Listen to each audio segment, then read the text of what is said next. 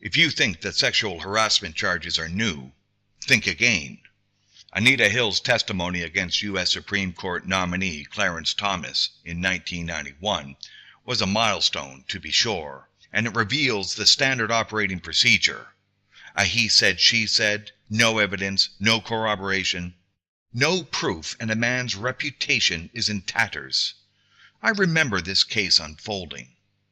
The Time article, cited with all others in the description, does not mention that she moved jobs with him after the incidents occurred, but instead just writes, when she worked for him in the education department, Hill alleged, Thomas barraged her with discussions of sex acts, bestiality, and pornography. Hill spoke out during a moment in which Americans were still determining what types of behavior were acceptable in the workplace and when legislation on the issue was just over a decade old. Though Thomas denied the allegations and was eventually confirmed to the Supreme Court, Hill's decision had immediate consequences. In its wake, sexual harassment complaints filed with the Equal Employment Opportunity Commission doubled, and payouts from court settlements increased as well. No evidence, no corroboration. She followed him to another job, and they write, though Thomas denied the allegations, as if indicating his denial was not of equal force to her unsubstantiated claims. This is a form of silencing the voice of the innocent.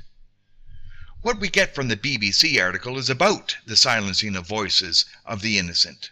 Quote, this is a surprisingly controversial topic because even raising a potential backlash against the MeToo movement smacks of appeasement, of wanting to let the predators off the hook. No man is innocent. Do you think I'm exaggerating? Look at this Time magazine article citing Catherine McKinnon. Still, feminist attorneys pushed the issue forward.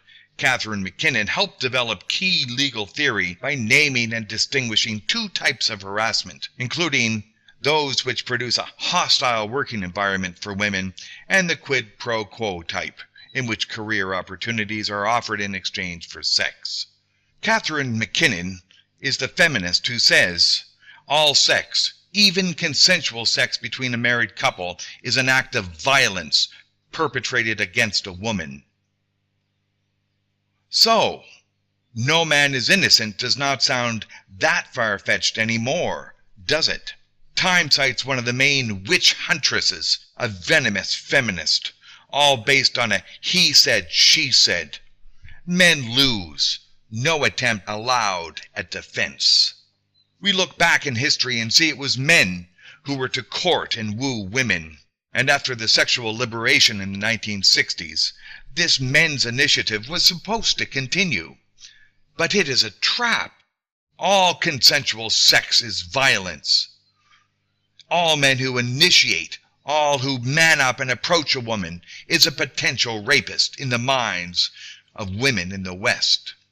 It is not a hostile working environment for men. It is a hostile environment. And the no defense option is not the end of it. BBC cites, there are women who say it's been so unfair for so long that if a few innocent men get wrongfully accused, that's a price they are happy to pay. So, some women say this, and have been recorded as saying this. Then, the author of the article says, I'm a lot more comfortable with the first half of that sentiment than the second. Well, one's just got to ask, what does she mean by less comfortable? Jailing innocent men is less comfortable, and it's not just plain old gross injustice? I'm not sure if she supports it or not. Then, back to the article continues, to be clear, no one wants to stop this movement. Oh, no one wants to stop it. We want to keep it alive in a way that creates safe workplaces and ends up helping women rather than hurting us. Does this mean the he said, she said injustice and silencing men and jailing of innocent men will be managed? Somehow hidden from view? Then the writer ends the paragraph, publicity and exposure are helping to change the culture, but the power of this seismic shift must be harnessed with care. This is not a witch hunt. But yes, it is a witch hunt. It is precisely the definition of a witch hunt. There is no evidence to corroborate. It's a he said, she said situation. No defense is listened to because that would let the predator off the hook. And who cares if innocent men's lives are destroyed, if the publicity is well managed? Is this not a witch hunt? The Anita Hill, Clarence Thomas sexual harassment trial will not go down as a major setback for feminists, but as that case where a man got away with a shred of his life intact. After that point, the feminists have doubled down, and now any attempt at self-defense is silenced. Trial by media, men falling into the trap that they should initiate contact with women. There is no sexual liberation for men, only a lynch mob to hang any man brave enough to ask a woman for sex. Oh yes, and get money from the well-managed publicity. Today, it is the rich, high-status men. Tomorrow, other women will see that the benefits come easy, and any sexual advance made over the past 40 years is a meal ticket for a woman who feels jilted. That statement is no more true today than at any time. Hell hath no fury like a woman scorned. This is a men's perspective on the unfolding, doubling down in pursuit of bringing men to shame and destroying their lives. In the past, fathers and mothers protected their daughters, but in the words of Camille Paglia in the video We Are Heading Towards Late Rome, she describes a sick, Kafkaesque world. She said, and I paraphrase, that when she entered college in the mid-60s, there were rules in place where women had to sign in at 11 o'clock at night, but the men could run free. She said it was her generation that rose up and said they wanted to be treated equally, with freedom, with equal freedom. But the colleges said the world is a dangerous place, you could be attacked and raped. And Camille replied to this in the 60s, and I quote, "We said give us the freedom to risk rape. Freedom is much more important than protection and safety." And that is what young people have given up today. They want reassurance. They want the parental eye on them. So that's Camille Paglia.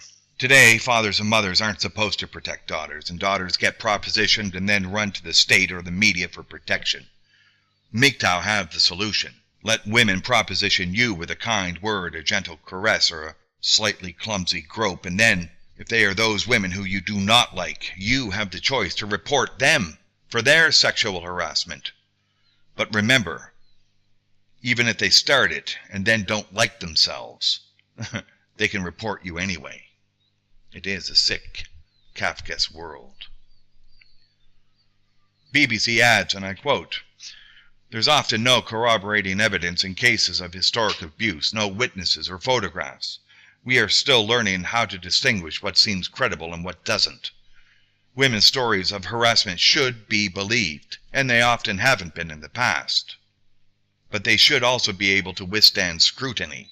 How can a man argue with a we should believe women first, and then passing some unidentified type of scrutiny when there are no witnesses, no corroborating evidence, no photographs? How is this scrutiny at all possible?